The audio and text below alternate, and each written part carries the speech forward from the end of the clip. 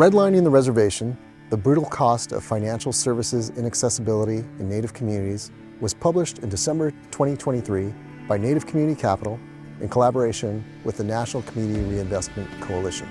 The data and stories told in our study reflect what those of us living and working in Indian country have known all along, a lived reality of financial exclusion too often overlooked by the general population. Researchers at the University of Michigan identify this phenomena as a distinct form of bias that undermines Native Americans' opportunities and well-being, and they refer to it as a bias of omission. Historically, these biases of omission result in Native Americans being written out of the public consciousness. For example, the Community Reinvestment Act of 1977, also known as the CRA, sought to address the practice of redlining, which is the intentional exclusion from financial services by banks of people living in economically distressed communities. Despite that legislation, banks have continued to ignore citizens living on tribal lands. Our study shows how glaring an intentional omission this has been and how it has affected the financial landscape for American Indians. Finally, almost 50 years later, in late 2023, new CRA regulations now include native land areas for the first time.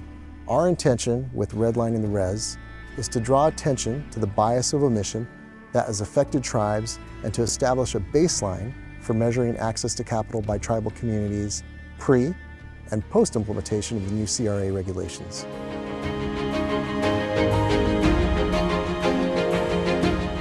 We believe the only red lines that should exist in Indian country are those naturally formed by the mesas, along the waterways, and landscapes of the red earth that defines much of tribal land in the Southwest United States. The practice of redlining tribal communities by financial institutions must be done away with, so the physical beauty of tribal landscapes are matched by what could be much more vibrant economies across Indian country.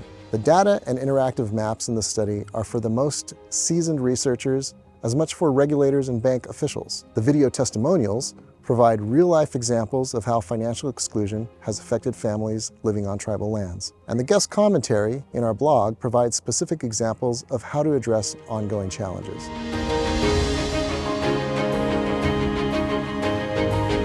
We hope tribal elected officials will find this data useful to tell the story specific to your tribal community, to advocate for investment and a more just economy.